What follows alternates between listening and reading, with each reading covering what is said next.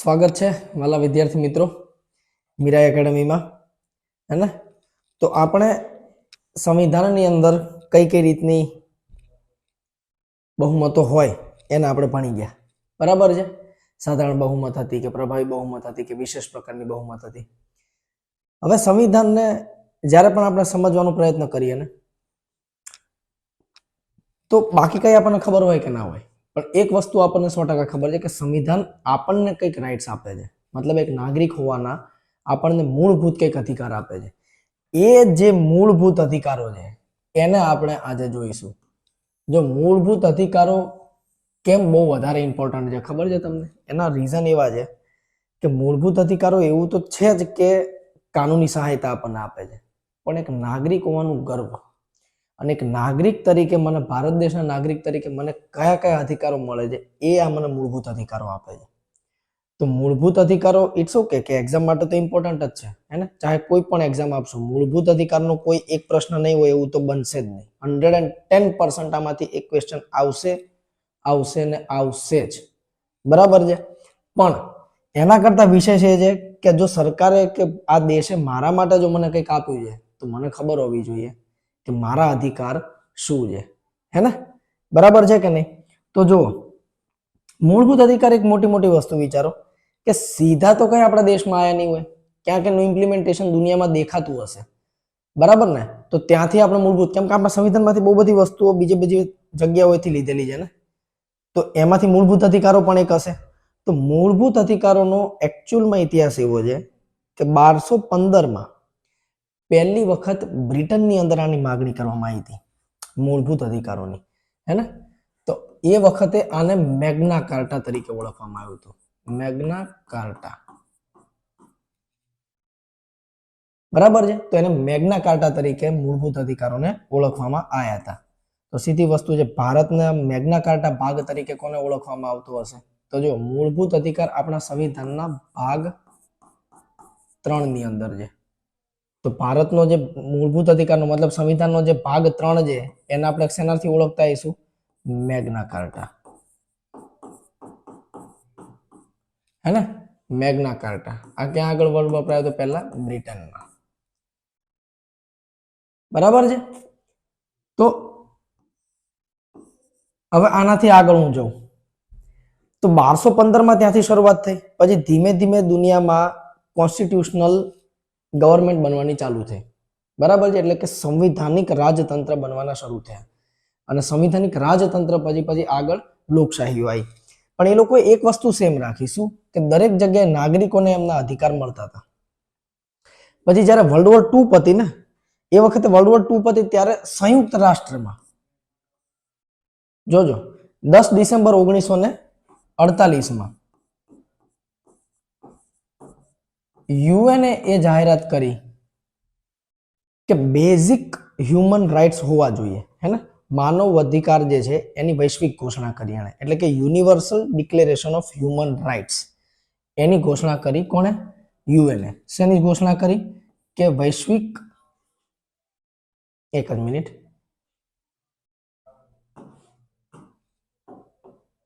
માનવ અધિકારોની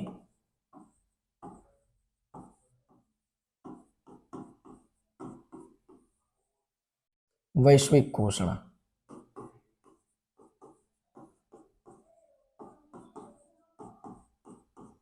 અને એટલા માટે જ 10 ડિસેમ્બર જે છે, આ 10 ડિસેમ્બરને આપણે શેના તરીકે ઓળખીએ છીએ?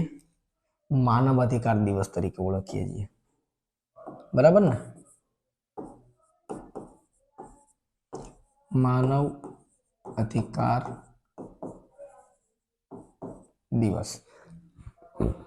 તો આ તો એક મોટી મોટી વાત થઈ કે જે તમને એ બતાવે છે કે ફંડામેન્ટલ રાઇટ્સ આયા ક્યાંથી, બરાબર છે ને? હવે મૂળભૂત અધિકારો જે મેં તમને કીધું, તો મૂળભૂત અધિકારોની શરૂઆત ક્યાંથી થાય છે? તો મૂળભૂત અધિકારો જે છે એ 12 થી, આ અધિકારો તમને મળે છે અનુચ્છેદ 12 થી 35માં, બરાબર? હવે અનુચ્છેદ 12 તમને શું કહે છે? અનુચ્છેદ 12 ની અંદર રાજ્યની પરિભાષા આપેલી છે અને રાજ્યની પરિભાષા એવું કહે છે કે એની અંદર કેન્દ્ર સરકાર, રાજ્ય સરકાર હે ને, સ્વાયત્ત શાસિત એટલે કે સ્વરાજ્ય સંસ્થાઓ જે આપણે કહીએ જેને નગરપાલિકા છે, પંચાયત રાજ છે, બરાબર છે, સરકારી કંપનીઓ, એ બધાનો એમાં સમાવેશ થાય છે રાજ્યની અંદર. પછી સીમાની અંદર શાસનની વાત છે, એ રાજ્યની આપણે વાત કરી છે. તો અનુચ્છેદ 12 નું કઈ એટલું મહત્વ નથી, પણ આપણે ચાલુ કરીશું અનુચ્છેદ 13 થી. બરાબર? તો જુઓ અનુચ્છેદ 13 શું કહે છે. જો આમ તો બહુ ઇમ્પોર્ટન્ટ અનુચ્છેદ છે, પણ આપણે બહુ ઓછો ભણવાનો છે. પ્રોબ્લેમ એ છે, સમજમાં આવી તમને? બાકી જે ક્લાસ 1 2 ની એક્ઝામ આવે ને, અને ઇવન યુપીએસસી ની એક્ઝામ, એની અંદર અનુચ્છેદ 13 સૌથી ડીપમાં ભણવાનો હોય છે.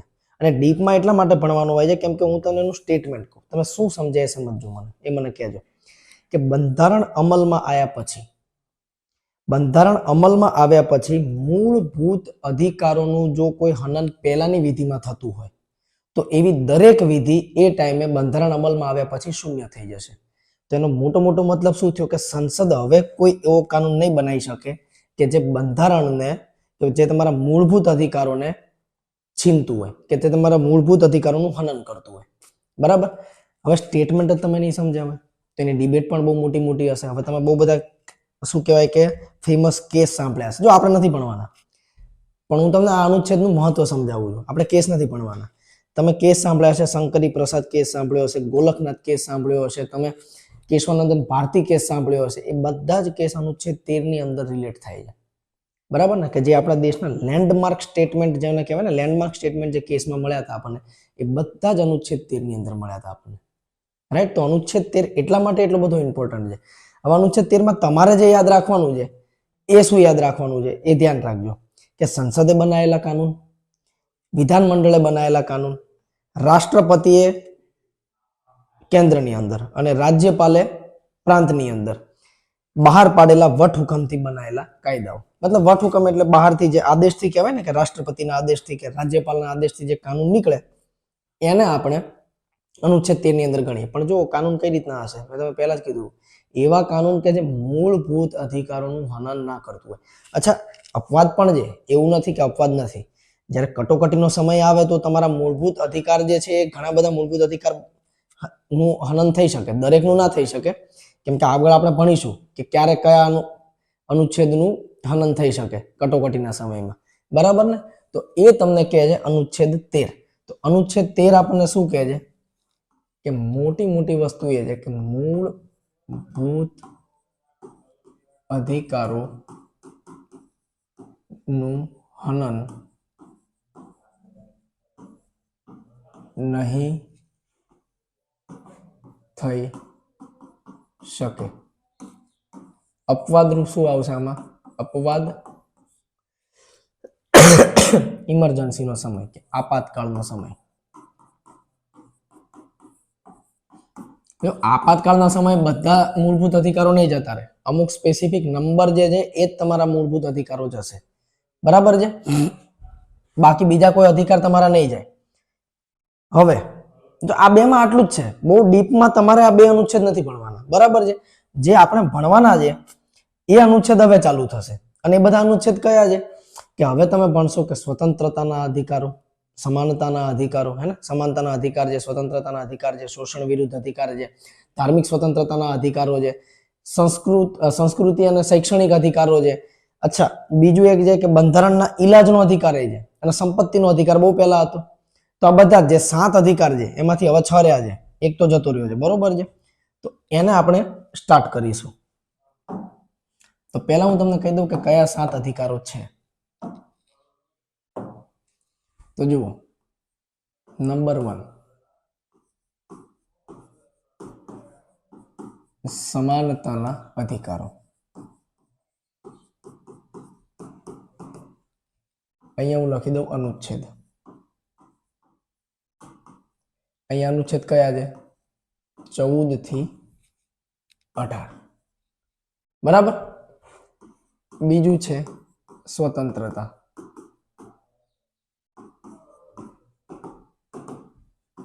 અહીંયા આગળ કયા આવશે? 19 થી 22. ત્રીજા છે શોષણ વિરુદ્ધ.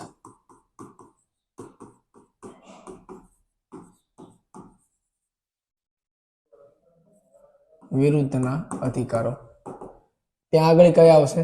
23 અને 24. પછી છે ધાર્મિક સ્વતંત્રતા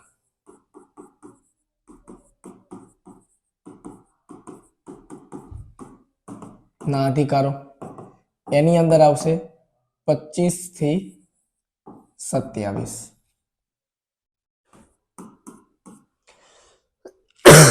અરે સોરી, 25 થી 28 આવશે.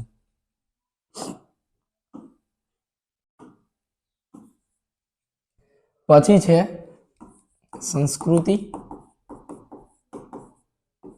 અને શૈક્ષણિક અધિકારો.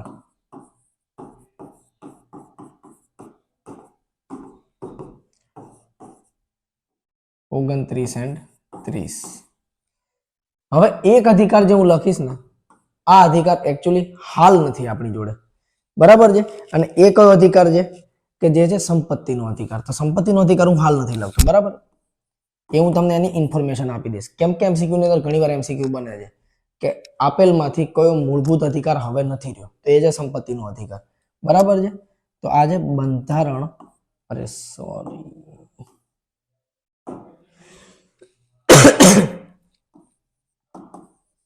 બંધારણીય ઇલાજ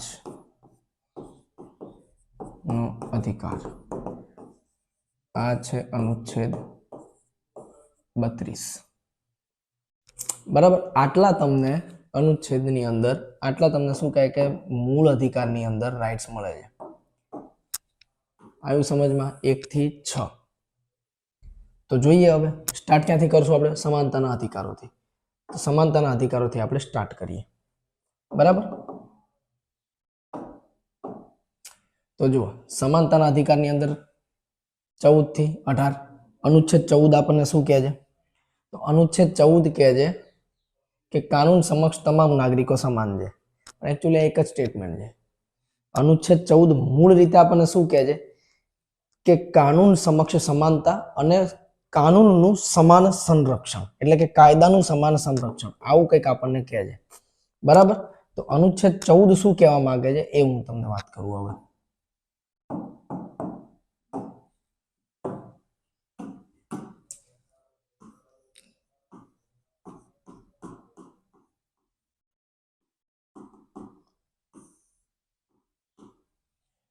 તો જુઓ, અનુચ્છેદ 14 મેં હમણાં જ તમને કહ્યું કે બે વસ્તુ આપણને કહે છે કે એ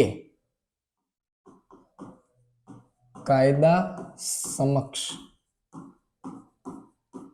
સૌ સમાન, એક તો આવું કહે છે. અને બી એવું કહે છે કે કાયદાનું સમાન સંરક્ષણ. બી આવું કહે છે, બરાબર છે. જો આ જે સંકલ્પના છે ને, આ સંકલ્પના આપણે બ્રિટનથી લીધેલી છે. અને આ લીધેલી છે આપણે યુએસએ ના કોન્સ્ટિટ્યુશન થી, મતલબ યુનાઇટેડ સ્ટેટ્સ ઓફ અમેરિકાના કોન્સ્ટિટ્યુશન થી, બરાબર. આ યુએસએ થી, બરાબર છે. હવે આ જે સિદ્ધાંત જે છે ને કે કાયદા સમક્ષ સૌ સમાન, એ કાયદા સમક્ષ સૌ સમાનનું એક શું કહેવાય કે એની એક ફિલોસોફી છે. અને ફિલોસોફી જે છે ડાયસીએ આપી છે. કોણ આપી છે? આ જે ડાયસીનો સિદ્ધાંત,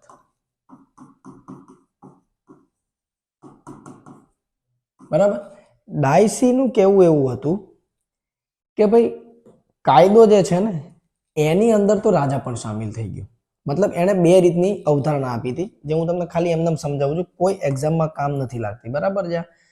પણ તમે જેની પ્રિપરેશન કરી રહ્યા છો ને એનો પહેલો મતલબ એ થાય કે તમારું મગજ પહેલેથી ખુલેલું હોવું જોઈએ. એનો મતલબ કે તમે ખાલી એક એક્ઝામ આપવા માટેનું ક્રિએચર ના બનો, થિંકિંગ ક્રિએચર બી બનો એની જોડે જોડે. અને થિંકિંગ ક્રિએચર એમને નહીં બનો તમે, હે ને. એના માટે તમે દુનિયામાં સારા સારા લોકો એક એવા સમયે શું શું વિચાર્યું એ તમને ખબર હોવી જોઈએ. આ તો તમે શું છે, કોઈ બી બુક વાંચશો તમને જોવા મળી જશે. તો ભાઈ મારું તમારું કામ જ શું છે? તમે લોકો જાતે જ વાંચી લો બધું, હે ને. તો ડાયસી એવું કીધું હતું, હવે જોજો ધ્યાનથી, હું અહીંયા આગળ આ રીતે તમને પાડી દઉં છું. તો ડાયસીનું કેવું એવું હતું કે રેક્સ લેક્સ, એક આ અવધારણા હતી. રેક્સ એટલે રાજા અને લેક્સ એટલે કાનૂન. તો પહેલા સિદ્ધાંત એવો હતો કે જે રાજા કે એ જ કાનૂન, પણ ડાયસી એવું કીધું કે નહીં, લેક્સ રેક્સ હોવું જોઈએ, એટલે કે કાનૂન જે છે ને એ રાજા હોવો જોઈએ.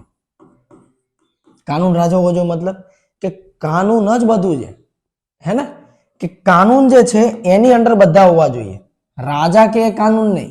તો તમે કાનૂન પહેલેથી લખીને રાખો, જે કાનૂન કે છે એ રાજાને પણ પાળવું પડશે.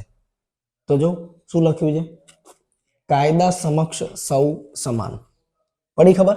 એટલા માટે આ જો આ સ્ટેટમેન્ટ છે. અને ડાયસી ખુદ બ્રિટનથી હતા, તો બ્રિટનના સંવિધાનમાં તમને આ વસ્તુ દેખાય છે, અને ત્યાંથી આપણે લીધું, તો બ્રિટનમાંથી આપણે આ વસ્તુ લીધી છે કે કાયદા સમક્ષ સૌ સમાન.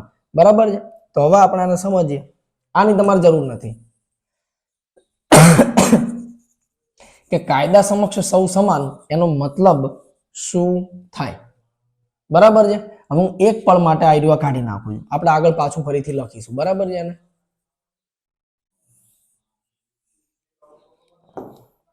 જુઓ હવે આ જે અવધારણા છે ને, એકચ્યુઅલમાં આ અવધારણા જે છે એ નકારાત્મક અવધારણા છે. જો હવે સંવિધાન ભણતી વખતે એક વસ્તુ ખાસ યાદ રાખજો કે બે જગ્યા તમારે વારે ઘડીએ નકારાત્મક અવધારણા છે ક્યાંક કે ક્યાંક સકારાત્મક અવધારણા છે, આ તમારે ભણવું પડશે અને તમને મતલબ એની ખબર પણ પડવી જોઈએ. નકારાત્મક અવધારણાનો મતલબ અહીંયા નેગેટિવ સેન્સમાં નથી, કે સકારાત્મક અવધારણાનો મતલબ કોઈ પોઝિટિવ સેન્સમાં નથી. બંનેના મતલબ થોડાક સંવિધાનિક ભાષામાં અલગ અલગ થાય. નકારાત્મકતાનો મતલબ એવો છે કે નિષેધ, હે ને, જેનો તમે નિષેધ કરી રહ્યા છો ને, જો એવી કોઈ પણ બાબત હશે તો એ નકારાત્મકની અંદર આવતી હશે. પણ તમે કોઈનો સપોર્ટ કરતા હશો તો એ સકારાત્મકમાં આવશે એવું જરૂર નથી. સકારાત્મકનો મતલબ કે જ્યાં દરેક વસ્તુ સમાન થતી હશે એ સકારાત્મકની અંદર આવશે. તો આ નકારાત્મક અવધારણા કઈ રીતે છે, તો હું પહેલા એ તમને કહી દઉં કે નકારાત્મક અવધારણા છે.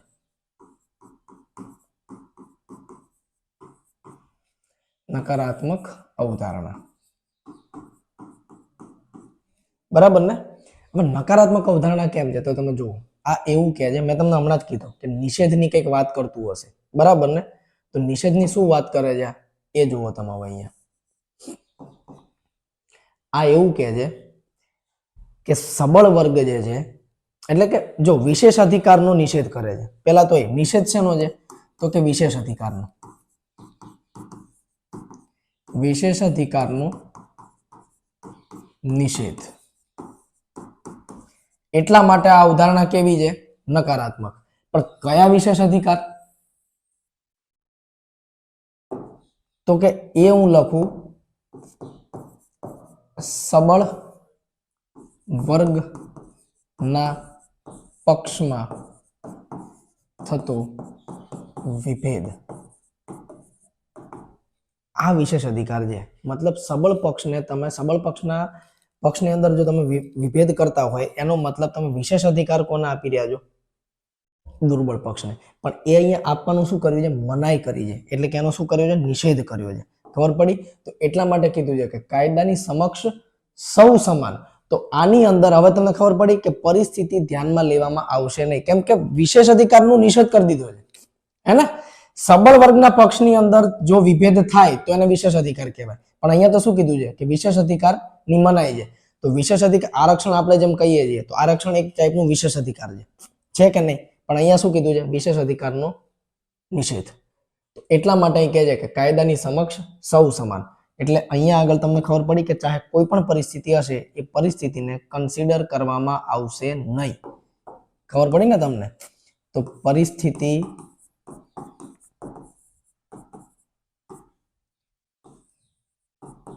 ધ્યાનમાં લેવામાં નહીં આવે. પડી ખબર? તો આ વસ્તુ છે. હવે તમે બુકમાં ક્યારે બી વાંચશો તો એની અંદર એક આ વસ્તુ લખી હશે, આ ખબર નહીં કદાચ હશે કે નહીં હોય, આટલું લખીને મૂકી દીધું હશે. તમને ખબર જ નહીં પડે કે આ અવધારણા એટલે શું. બરાબર ને? તો એનો મતલબ તમને ખબર પડશે ત્યારે તમે નક્કી કરી શકશો ને, અચ્છા કે વિશેષ અધિકાર મળતો જ નથી. એનો મતલબ કે એની ટાઈમ, કોઈ પણ સમયે, કોઈ પણ પરિસ્થિતિએ આ જે છે નિયમ એ બદલાશે નહીં.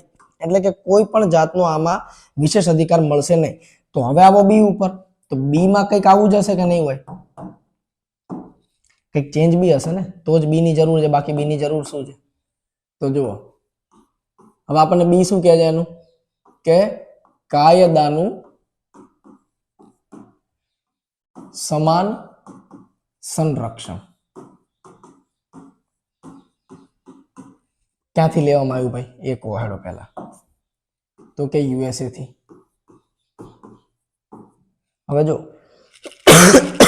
યુએસએ કેમ આવું કહે છે સમજો એક હોય પ્રોસિજર એસ્ટાબ્લિશ બાય લો અને એક હોય ડ્યુ પ્રોસિજર બાય લો તો યુએસએ જે છે ને એ ડ્યુ પ્રોસિજર બાય લો માને છે એનો મતલબ કે પહેલા પ્રોસિજર બનશે પછી કાનૂન જ્યારે કે પ્રોસિજર એસ્ટાબ્લિશ બાય લો નો મતલબ કે જે પદ્ધતિ છે જે પ્રોસિજર છે એ લો થ્રુ બનશે તો જો બેમાં ફેર છે પેલો શું કહે છે કે પ્રોસિજર પરથી લો બનશે અને બીજો શું કહે છે કે લો પરથી પ્રોસિજર બનશે ફરક છે ને બેમાં તો યુએસએ માંથી આપણે આ વસ્તુ લીધી હવે આ તો સીધું એને કીધું તો ડાયરેક્ટ તમને ખબર પડે ને કે પરિસ્થિતિ જે રીતની સર્જાશે એ રીતે કાયદો કામ કરશે તો કાયદાનું સમાન સંરક્ષણ એ વસ્તુ છે તો આની અંદર તમને સીધું જ ખબર પડે કે પરિસ્થિતિને ધ્યાનમાં લેવાશે તો કે યસ પરિસ્થિતિ ધ્યાનમાં લેવાશે હું જેવું એવું લખું કે પરિસ્થિતિ ધ્યાનમાં લેવાશે જો સમજાય છે ને હજી તમને કે પરિસ્થિતિ કેમ ધ્યાનમાં લેવાય છે કેમ કે પ્રોસિજર પહેલા બનશે એની ઉપરથી લો બનશે અને પ્રોસિજર બનવા માટે કઈક એવા પરિબળ હોવા જરૂરી છે અને પરિબળ રચશે પરિસ્થિતિ એનાથી જ કોઈ પરિબળ રચાશે એવું કે જેનાથી તમે લો બનવા માટે તૈયાર થશો બરાબર છે હવે જુઓ ધ્યાનથી સમજજો પરિસ્થિતિ ધ્યાનમાં લીધી એમણે તો પરિસ્થિતિમાં માનો કે એવું બી થાય કે દેશમાં ઇનઇક્વાલિટી એટલે કે અસમાનતા વધી જાય હવે અસમાનતાના કિસ્સામાં તમે વિચાર્યું કે જે વર્ગ દુર્બળ વર્ગ છે જે નબળો વર્ગ છે જે પછાત વર્ગ છે એ વર્ગને ઉપર લાવવા માટે આપણે કંઈક એવો કાનૂન બનાવીએ કે જેનાથી એ લોકો સમાજની મેઇન સ્ટ્રીમ લાઈનમાં આવી જાય બરોબર છે તો એ આના અંડરમાં આવી જશે કેમ કે હવે કાનૂન સમાન સંરક્ષણ કઈ રીતે છે કે જે ઉપરનો વર્ગ છે એ ઓલરેડી આ લેવલે બેઠો છે અને જે નીચેનો વર્ગ છે આ લેવલે બેઠો છે તો આ વર્ગને અહીં ઉપર સુધી પહોંચાડવા માટે જે કાનૂન બનાવવામાં આવશે એ જ છે કાયદાનું સમાન સંરક્ષણ સમજમાં આવી તો આ વસ્તુ છે એટલે એમાં પરિસ્થિતિને ધ્યાનમાં લેવામાં આવે છે હવે મેં તમને હમણાં જ કીધું હતું કે સકારાત્મકનો મતલબ સંવિધાનની અંદર શું લેવાનું છે તમારે પેલું તો નિષેધાત્મક છે સંવિધાનની અંદર સકારાત્મકનો મતલબ છે કે એક લેવલમાં જ્યારે તમે કોઈ વસ્તુ લઈ લો તો સકારાત્મક અવધારણા છે તો આ થઈ ગઈ સકારાત્મક અવધારણા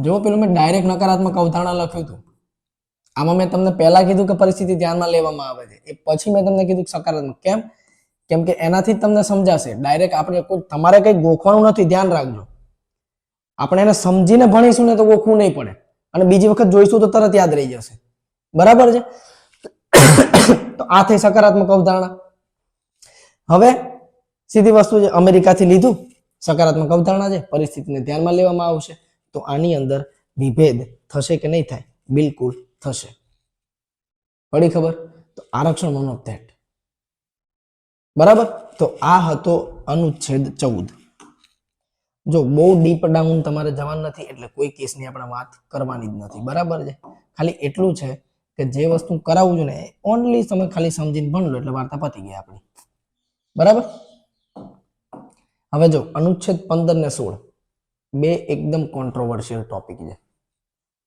અનુચ્છેદ 15 અને 16 બંને આરક્ષણની વાત કરે છે અને આરક્ષણ કોઈ એવો ટોપિક નથી કે જેને હું 10 મિનિટમાં કે 15 મિનિટમાં પતાવી દઉં આરક્ષણ ઇટ સેલ્ફ એક ડિબેટ છે અને ડિબેટ આપણે એ રીતે કરવાની છે કે જ્યાં આગળ આપણે નથી એના પક્ષમાં કે નથી આપણે એના વિપક્ષમાં હા બની શકે કે ચર્ચા કરતા કરતા એવું થઈ જાય કે તમે આમ કે આમ તો જઈ શકો કેમ કે સોશિયલ સ્ટડીઝની અંદર છે ને કોઈ એવું જરાય ના બની શકે કે તમે વચ્ચે તટસ્થ રહી શકો પણ આપણે જેટલું બને એટલું એના તર્ક અને તથ્યોને એ રીતે આપણે ખંગોળશું એ દિવસે જ્યારે 15 અને 16 ની વાત કરશું ત્યારે કે આપણે જેટલું બને એટલું ટ્રાય કરીશું કે તટસ્થ રહીએ આપણે હે ને અને કમસે કમ ના પણ રહીએ તો બાકી તો કંઈ નહીં પણ આપણા દિમાગમાં આપણે વિચાર ના લઈએ કે ભાઈ આ ખરાબ છે કે સારું છે બરાબર ને આપણે એનાથી મતલબ નથી તો આરક્ષણ ઉપર એક આપણે વિસ્તૃત ચર્ચા કરીશું એટલા માટે હું સીધો અનુચ્છેદ છે ને અત્યારે 17 તમને સમજાવી દઉં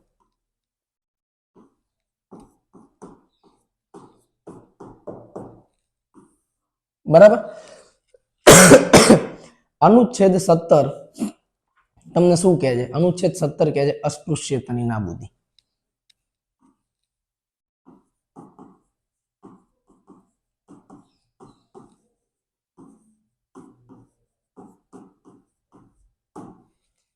અસ્પૃશ્યતાની નાબૂદી. પણ ખબર છે એક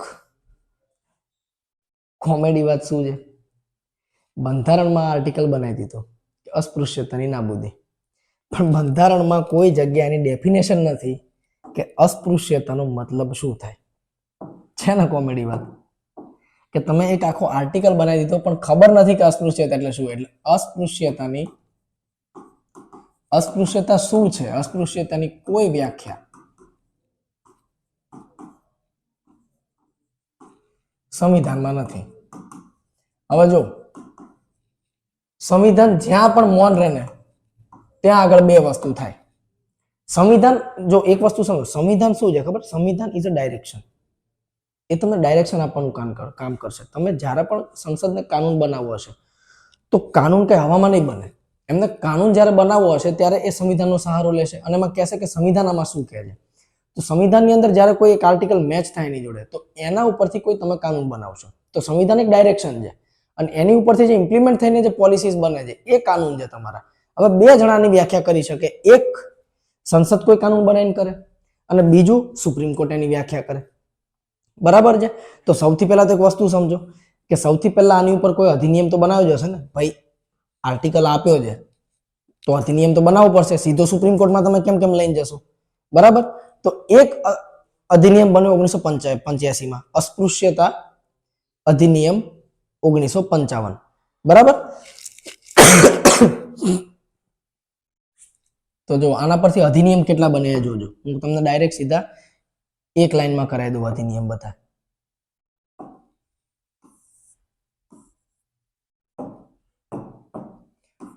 તો જો પેલો છે અસ્પૃશ્યતા નિવારણ અધિનિયમ 1955. અધિનિયમનો મતલબ એક્ટ થયો, કાનૂન, એક્ટ. તમને જે સજા મળે ને આના ઉપરથી મળે, નહીં કે આના ઉપરથી.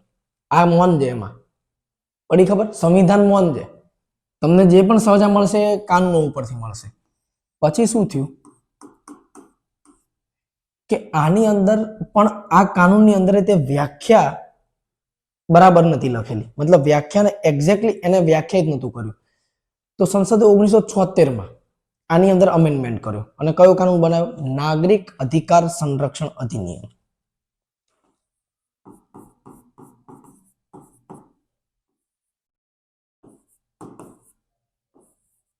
નાગરિક સંરક્ષણ અધિકાર અધિનિયમ. આ ક્યારે બનાવ્યો? 1976. બરાબર છે? હવે આ બોલ્યો, આણે કીધું અસ્પૃશ્યતા શું છે. તો પહેલી વખત આણે કીધું કે અસ્પૃશ્યતાનું તાત્પર્ય એ છે. જો 1955 નો સમય ક્રિટિકલ હતો. એવું નથી કે ત્યારના લોકો કોઈ વ્યાખ્યા નતા કરી શકે એમ. નહીં, એવું બિલકુલ નહોતું. પણ એ સમાજની ક્રિટિકલિટી એ રીતની હતી ને કે ત્યાં આગળ તમે કોઈ એક વર્ગને એ રીતે અલગથી પાડશો. કેમ કે જો નવો દેશ બન્યો છે, બધાનો એમાં સહયોગ છે, બધા જ એમાં વર્ગનો સહયોગ પણ છે. તો એમના માટે બહુ અસમંજસ હતું કે એક્ઝેક્ટલી જો આપણે પિન પોઈન્ટ કરીને કોઈ ક્લાસને એવું કહીશું તો બની શકે કે રિએક્શન ઊંધું પણ આવે. મતલબ કાં તો સવર્ણો તરફથી એવું રિએક્શન આવે કે તમે અમને એવી રીતે કઈ રીતે માને એમ કે અમે લોકો એમની જો ડિસ્ક્રિમિનેશન કરીએ છીએ. અને એવું બી બની શકે કે SC ST ક્લાસ જે છે કે જે પછાત વર્ગ છે એમની તરફથી પણ એવું રિએક્શન આવે કે તમે અમને એવું પછાત વર્ગ કેમ કહો. બે સાઈડથી પ્રોબ્લેમ આવી શકે એવો હતો. તો એવું નહોતું કે વ્યાખ્યા કરી નતા શકે, હે ને? પણ એમ સમય એવો હતો કે વ્યાખ્યા કરી ના શકે એની. પણ 1976 આની વ્યાખ્યા થઈ અને 1976 આપણે શું કહ્યું કે અનુસૂચિત જાતિ એટલે કે SC ના સદસ્ય સાથે કોઈ પણ જાતનો ભેદભાવ કરો, એ ભેદભાવ જે છે એ જ છે અસ્પૃશ્યતા. ખબર પડી? તો આ કાનૂને અસ્પૃશ્યતાને વ્યાખ્યાયિત કરી.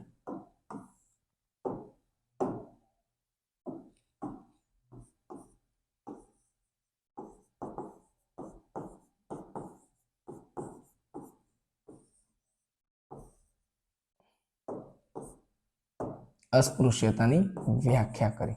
હવે જો વ્યાખ્યામાં મેં તમને કીધું ભેદભાવ, હવે ભેદભાવના ટાઈપ તમારે લખવા જરૂરી છે, અધરવાઇઝ તો પછી એવું થઈ જશે કે ભાઈ આ તો કયા ભેદભાવની વાત કરે છે.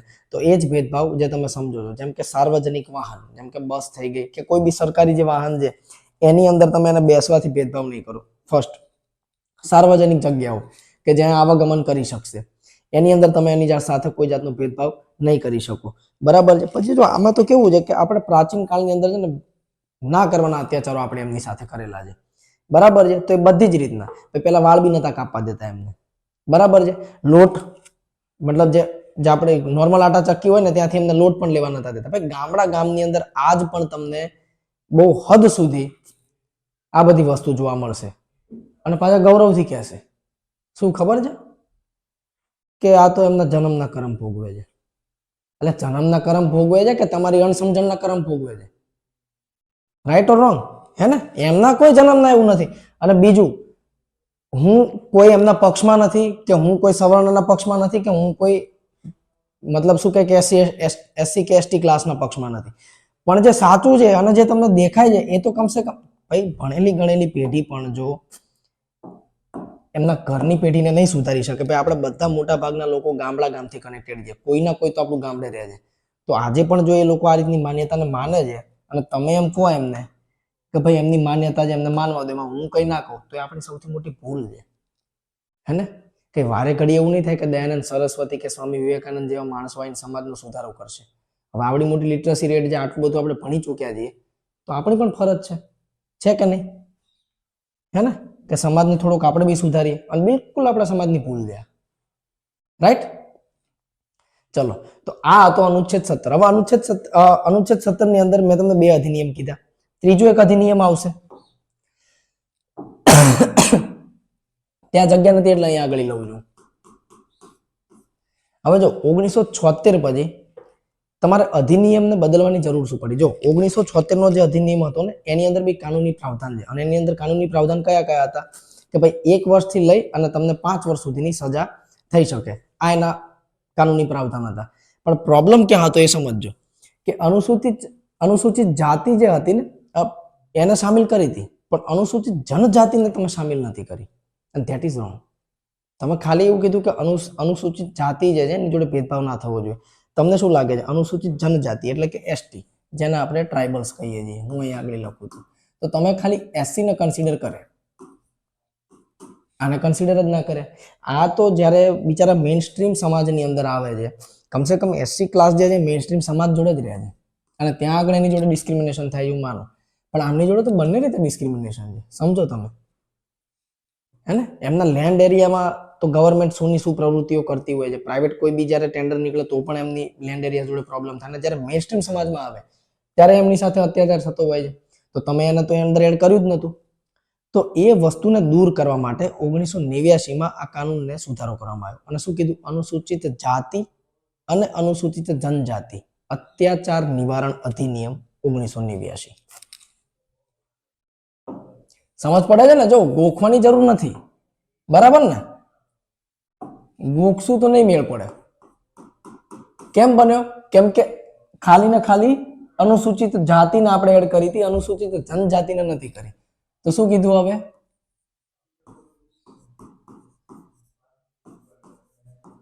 સૂચિત જાતિ અને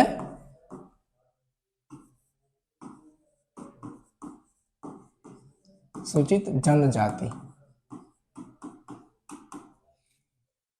અત્યાચાર નિવારણ અધિનિયમ કયો? 1989. બરાબર છે. આના પ્રાવધાન શું હતા? એ જો ગામડા જ પ્રાવધાન. આ બધા પ્રાવધાન છે ને કોઈ જનરલી શું કહે કે સિટીની અંદર તમને જોવા નહીં મળે. કયા કયા પ્રાવધાન? તો કે જુઓ મેઇનલી કયા પ્રાવધાન ત્યાં તમે સમજી ગયા? સાર્વજનિક સ્થળના પ્રાવધાન મૂક્યા હતા એમણે. અને અહીંયા આગળ કયા પ્રાવધાન મૂક્યા છે? તો કે જુઓ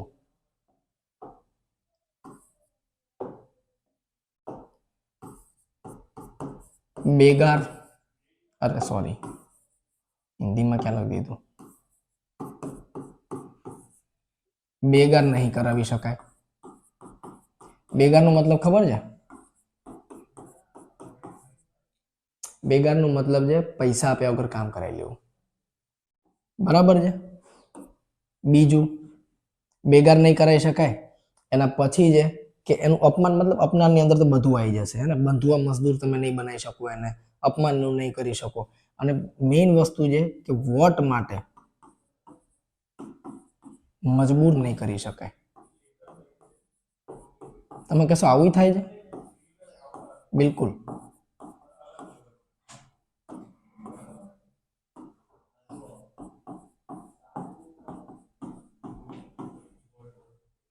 બરાબર. તો બે વસ્તુ છે, બેગાર બી નહીં કરી શકાય ને વોટ માટે મજબૂર પણ નહીં કરી શકાય.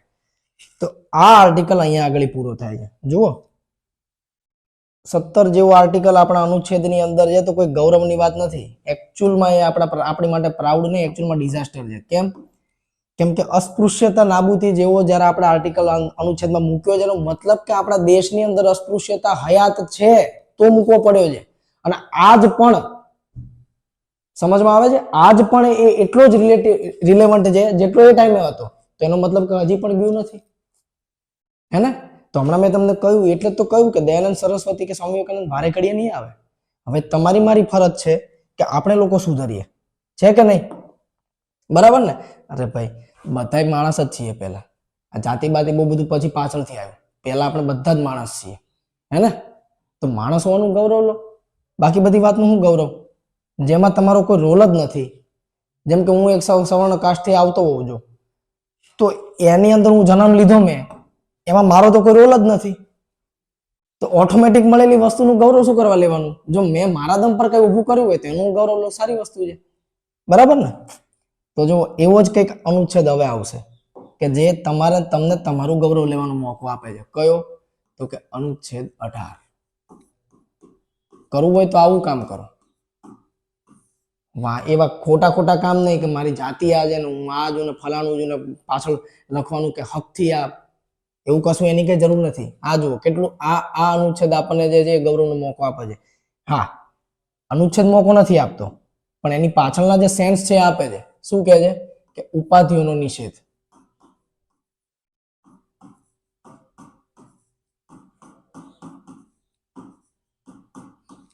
ઉપાધિઓનો નિષેધ એનો સીધો મતલબ એવો થાય કે તમને સરકાર દ્વારા કે વિદેશ દ્વારા કોઈ પણ ઉપાધિ મળી છે, એને તમે તમારા નામની આગળ કે પાછળ વાપરી ના શકો. કેમ કે એનાથી તમને ઘણા બધા હિડન બેનિફિટ મળી જાય. બરાબર છે? જેમ કે માનો કે તમે પદ્મશ્રી જો કે પદ્મ વિભૂષણ જો. હવે આમ જનમાનસને કદાચ નથી ખબર કે તમે પદ્મભૂષણ જો કે પદ્મશ્રી જો કે પદ્મ વિભૂષણ જો, પણ જો તમે તમારા નામની આગળ પાછળ એ વસ્તુનો નામનો ઉપયોગ કરો, તમે તમારા નામની આગળ પાછળ જો એનો ઉપયોગ કરો એ શબ્દનો, તો બની શકે કે જે આમ જનમાનસની ભીડ એનાથી તમે કંઈક અલગ તરી આવો અને એનાથી તમને બાકી બધા બેનિફિટ્સ મળી જાય. તો સરકાર એવું નથી ચાહતી કે તમે એ ઉપાધિઓનો ઉપયોગ એ રીતે કરો. બરાબર ને? તો એ રીતની ઉપાધિઓનો નિષેધ છે. પણ આમાં અપવાદ કયા છે જોજો. આમાં અપવાદ રૂપે છે કે માનો કે તમને કોઈ શૈક્ષણિક ઉપાધિ કાં તો કોઈ સૈનિક ઉપાધિ મળી હોય, તો શૈક્ષણિક એટલે કે ડિગ્રી, તો ડોક્ટર તમે લગાવી શકો ને. એક્ઝામ્પલ ડોક્ટર, બરાબર છે? માનો કે આની અંદર તમે મેજર બન્યા સૈનિક રોલની અંદર, તો આ પદવી તમે લગાવી શકો આગળ, આનો કોઈ પ્રોબ્લેમ નથી એમને. પણ તમે જે પદ્મભૂષણ પદ્મ વિભૂષણ બન્યા છો એ નહીં લગાવી શકો. બીજી વસ્તુ, ભારતના કોઈ નાગરિકને સમજો ધ્યાનથી, ભારતનો એવો કોઈ નાગરિક કે જે લાભનું પદ ગ્રહણ કરે છે. લાભના પદનો મતલબ થાય કે કોઈ ગવર્મેન્ટ નોકરી, હે ને, સંસદનું કોઈ પદ, તો લાભનું પદ ગ્રહણ કરતો હોય અને જો એ માણસને વિદેશમાંથી જો કોઈ એવોર્ડ મળવાનો હોય તો એવોર્ડ તો લઈ શકે, પણ એના માટે રાષ્ટ્રપતિની મંજૂરી જરૂરી છે. અને સેમ એઝ કે કોઈ વિદેશી વ્યક્તિ ભારતની અંદર લાભનું પદ ગ્રહણ કરે છે અને જો એને ક્યાંયથી વિદેશમાંથી લાભ મળવાનો હોય તો એનું પણ સેમ છે. આવી ગયું સમજમાં તમને?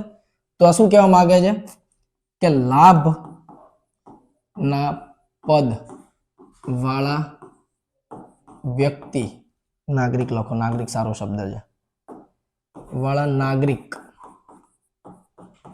ને વિદેશી ઉપાધિ મળતી હોય ત્યારે રાષ્ટ્રપતિ ની મંજૂરી અનિવાર્ય છે,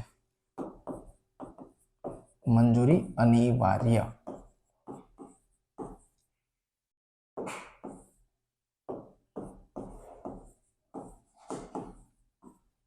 બરાબર છે, આ આવું કહેવા માંગે છે.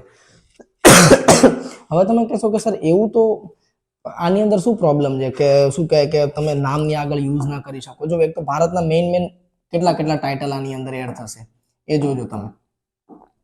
તો જો મોટા મોટી હું તમને કહું કે ભારતની અંદર કેટલા ટાઇટલ છે, તો જો એક આવશે ભારત રત્ન સૌથી સર્વોચ્ચ, બીજું આવશે પદ્મ,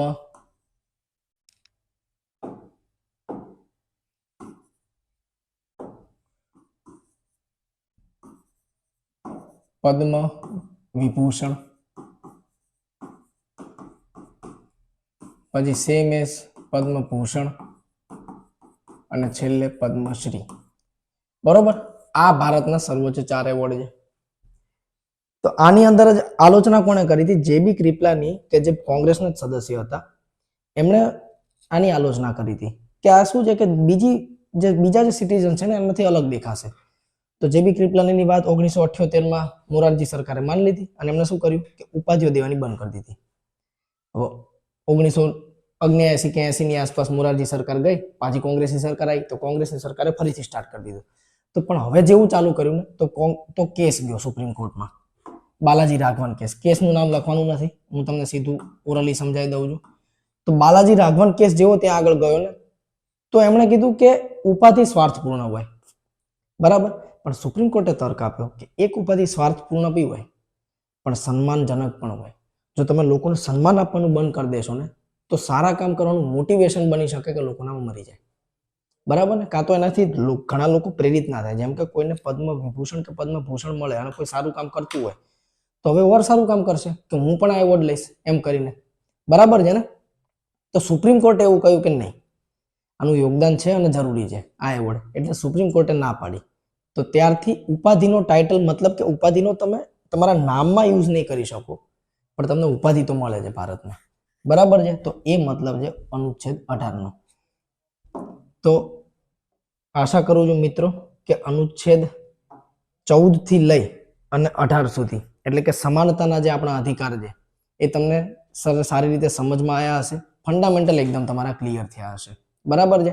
હવે જે આરક્ષણની ડિબેટ છે ને એને આપણે વિસ્તૃત ચર્ચા કરીશું કાલે કે પછી નેક્સ્ટ લેક્ચરમાં આપણે એની વિસ્તૃત ચર્ચા કરીશું. આજે આપણે અનુચ્છેદ 14, 17 અને 18 અને આ એવા દીવા જેવા ક્લિયર હોવા જોઈએ કે હવે કોઈ પણ એમસીક્યુ આની અંદરથી આવે આપણે સક્ષમ જઈએ એ એમસીક્યુને ટેકલ કરવા માટે, રાઈટ. જય હિન્દ, જય ભારત. મળીએ નેક્સ્ટ લેક્ચરમાં અને આવા જ વિડીયો જોવા માટે મીરા એકેડેમીને લાઈક કરો, શેર કરો અને સબસ્ક્રાઇબ કરો.